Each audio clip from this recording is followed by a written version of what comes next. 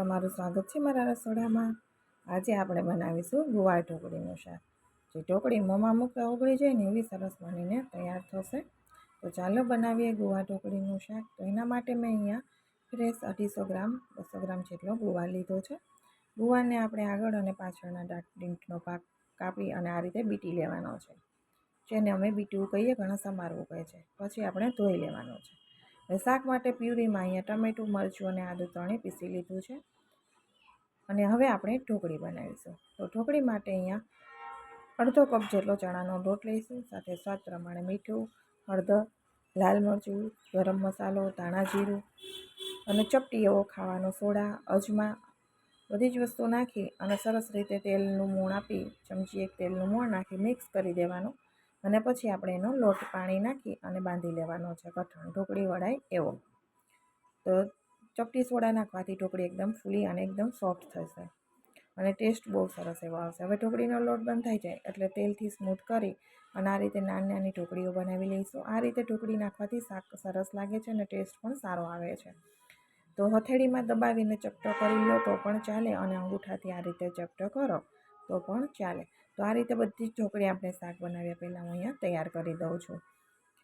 તો અહીંયા ઢોકળી છે હવે આપણી તૈયાર થઈ ગઈ છે। તો હવે આપણે શાકનો વઘાર કરી દઈશું। શાકના વઘાર માટે અહીંયા કુકર રાખીશું ગેસ ઉપર અને એની અંદર આપણે 3 મોટી ચમચી તેલ નાખવાનું છે। ઢોકળીનું શાક છે તો થોડું તેલનું પ્રમાણ વધારે રાખવાનું, ન પસંદ હોય તો તમે ઓછું પણ કરી શકો છો। તેલ ગરમ થાય એટલે જીરું અને અજમો નાખી દઈશું। ગુવારનું શાક છે પચાવવામાં ભારે હોય છે એટલે અજમાનો ઉપયોગ કરવાનો। હિંગ અને ટમેટાની પ્યુરી નાખી દીધી છે। આ જગ્યાએ તમને લસણ પસંદ હોય તો લસણ અને લાલ મરચું ખાંડણીમાં ટીચી લેવાનું અને એ અહીંયા નાખી દેવાનું અને ત્યાર પછી ટમેટાની પ્યુરી નાખવાની। ટમેટાની પ્યુરીને 2 થી 3 મિનિટ તેલમાં સરસ સાતળી અને પછી આપણે એની અંદર મસાલા કરવાના।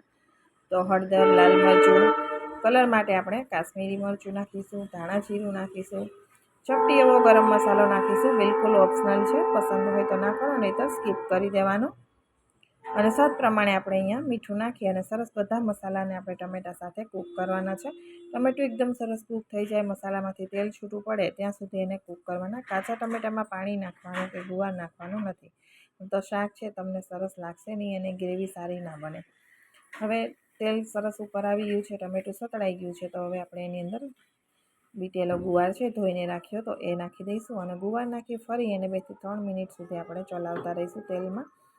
અને પછી આપણે એની અંદર રસા માટે પાણી નાખીશું। વાટકી ભરીને મેં અહીંયા પાણી નાખ્યું છે। થોડું ગ્રેવી રાખવી પડશે એટલે આપણું શાક છે સારું બનીને તૈયાર થશે। રસાવાળું જોશે, ઢોકળી નાખવાની છે એટલે કવર કરી મીડિયમ ફ્લેમ ઉપર 4 વિસલ લગાવી દેવાની છે। 4 વિસલ લાગી જાય, એનું પ્રેશર આઉટ થઈ જાય પછી આપણે એનું ઢક્કણ ખોલીશું અને ગુવારને ચેક કરી લેવાનો છે કે સરસ બફાઈ ગયો છે ને। તો પછી હવે આપણે એની અંદર ઢોકળી નાખીશું, પરંતુ ગ્રેવી ઓછી હોવાથી પાણી ફરી આપણે નાખવું પડશે, કેમ કે ઢોકળી ચણાના લોટની છે તો એ બફાતા પાણી બધું ચૂસી લેશે। એટલે ફરી મેં અહીંયા અડધી વાટકી ભરીને પાણી નાખી દીધું છે અને પાણીને થોડું ગરમ થવા દઈએ।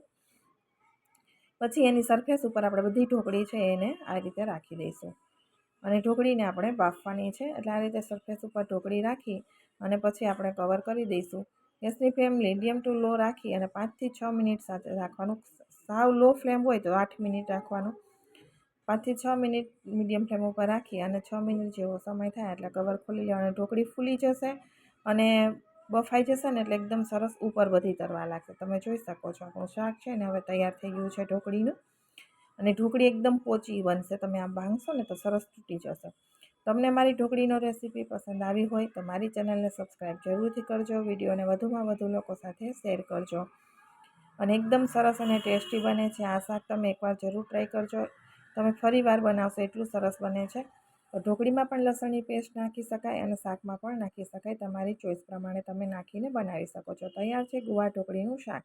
ફરી મળીશું નવા વિડીયો સાથે। Bye bye, tech